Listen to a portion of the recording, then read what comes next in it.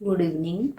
अब बच्चे मैं आपको द्विगु समास और अव्ययी भाव समास समझा रही हूँ। इससे पहले मैंने समझा दिए हैं, तो अब देखिए द्विगु समास।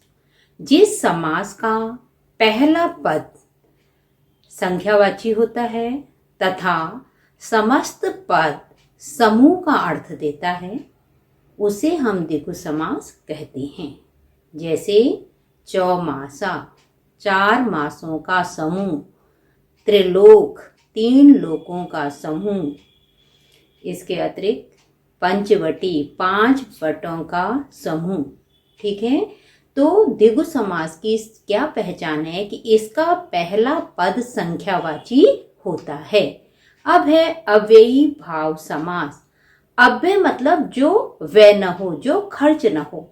जिस समस्त पद का पहला पद अव्यय होता है तथा वही प्रधान होता है, उसे अव्ययी भाव समास कहते हैं।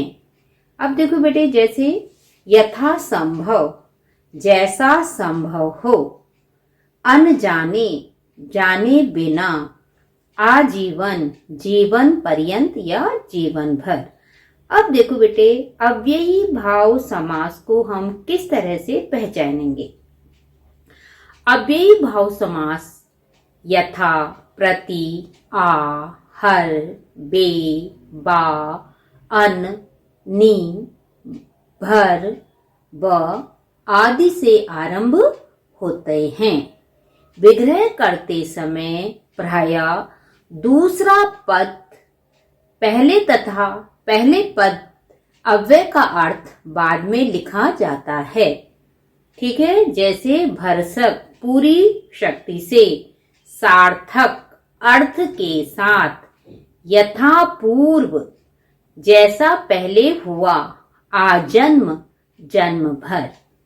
तो ये तो बेटे आपके सारे समास हो चुके हैं।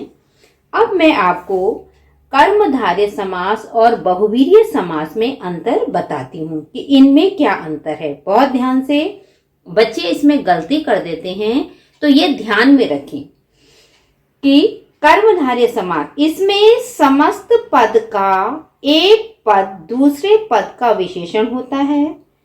इसके साथ ही शब्दार्थ प्रधान होता है, जबकि बहुवीर्य समास में कोई भी पद प्रधान नहीं होता, अपितु वह किसी अन्य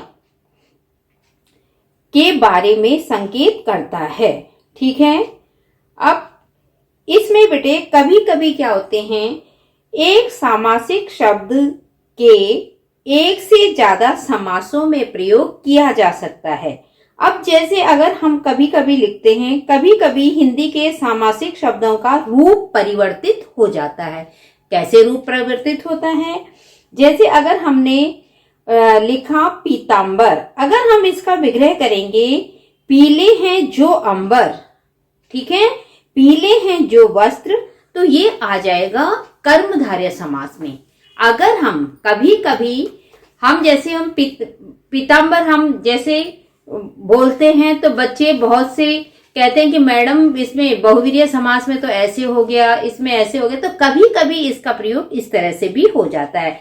इसी पीतांबर को अगर हम बहुवीर्य समास में प्रयोग करेंगे तो क्या लिखेंगे, पीले हैं वस्त्र जिसके, अर्थात श्री कृष्ण। ये बहुवीर्य समास में आता है। अब है कमल नयन, कमल के समान नयन, क्योंकि विशेषण और विशेष्य का समास होता है कर्मधारय। तो विग्रह करने पर भी हम एक ही समास, जैसे हम कमल नयन हैं, तो कमल नयन को हम जैसे कमल के समान नयन कर्मधारय समास में करेंगे, और कमल के समान नयन है जिसके अर्थात विष्णु या राम, इस तरह से हम उसका प्रयोग करेंगे। तो कभी कभी ये प्रयोग के आधार पे भी आपको देखना है कि हिंदी में सामासिक शब्दों का रूप परिवर्तित होता है। ध्यान रखें बेटे, रूप परिवर्तित होता है। अब है द्विगु समास और बहुवीर्य समास में अंतर। इसमें क्या होता है, द्विगु समास में पहला पद संख्यावाचक होता है, बहुवीर्य समास में पहला पद संख्यावाची होते हुए भी वह किसी तीसरे की सूचना देता है। ठीक है, ठीक है बेटे, कि संख्यावाची होते हुए भी दूसरे पद की संख्या की सूचना नहीं होती। यह पद दूसरे पद से मिलकर किसी तीसरे पद की ओर संकेत करता है। जैसे चतुर्मुख, चार हैं मुख जिसके, अर्थात ये बहुवीर्य समास ब्रह्मा।